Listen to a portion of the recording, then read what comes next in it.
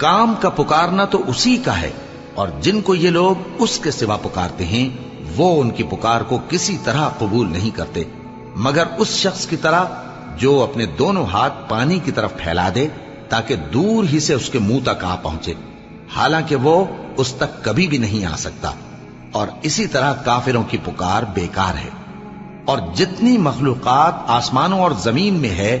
خوشی سے یا ناخوشی سے اللہ کے آگے سجدہ کرتی ہے، اور ان کے سائے بھی صبح و شام سجدے کرتے ہیں۔ ان سے پوچھو کہ آسمانوں اور زمین کا پروردگار کون ہے؟ تم ہی کہہ دو کہ اللہ۔ ان سے کہو کہ کیا تم نے اللہ کو چھوڑ کر ایسے لوگوں کو کارساز بنایا ہے جو خود اپنے نفع و نقصان کا بھی اختیار نہیں رکھتے؟ کہو کیا اندھا اور آنکھوں والا برابر ہیں،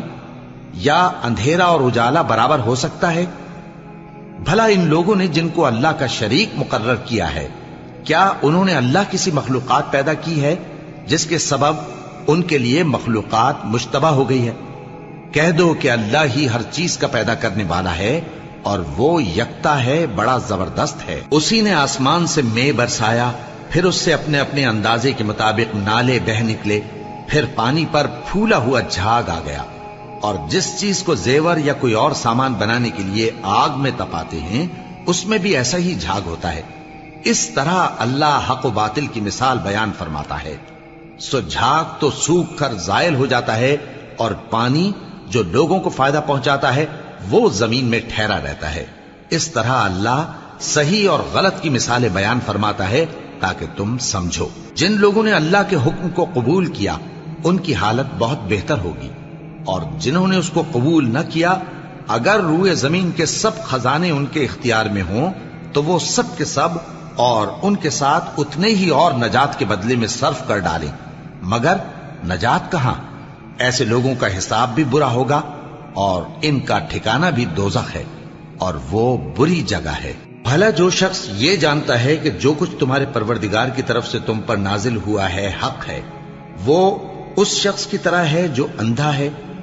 اور سمجھتے تو وہی ہیں جو عقل مند ہیں، جو اللہ کے عہد کو پورا کرتے ہیں اور قول و قرار کو نہیں توڑتے، اور جن رشتوں کے جوڑے رکھنے کا اللہ نے حکم دیا ان کو جوڑے رکھتے، اور اپنے پروردگار سے ڈرتے رہتے اور برے حساب سے خوف رکھتے ہیں، اور جو اپنے پروردگار کی خوشنودی حاصل کرنے کے لیے مصائب پر صبر کرتے ہیں اور نماز پڑھتے ہیں، اور جو مال ہم نے ان کو دیا ہے اس میں سے پوشیدہ اور ظاہر خرچ کرتے ہیں، اور نیکی سے برائی کو دور کرتے ہیں، یہی لوگ ہیں جن کے لیے عاقبت کا گھر ہے، یعنی ہمیشہ رہنے کے باغات جن میں وہ داخل ہوں گے، اور ان کے باپ دادوں اور بیویوں اور اولاد میں سے جو نیکوکار ہوں گے وہ بھی بہشت میں جائیں گے، اور فرشتے بہشت کے ہر ایک دروازے سے ان کے پاس آئیں گے اور کہیں گے تم پر سلام ہو، یہ تمہاری ثابت قدمی کا بدلہ ہے، اور عاقبت کا گھر خوب گھر ہے۔ اور جو لوگ اللہ سے پختہ عہد کر کے اس کو توڑ ڈالتے اور جن رشتوں کے جوڑے رکھنے کا اللہ نے حکم دیا ہے ان کو قطع کر دیتے اور ملک میں فساد کرتے ہیں، ایسوں پر لعنت ہے اور ان کے لیے برا انجام ہے۔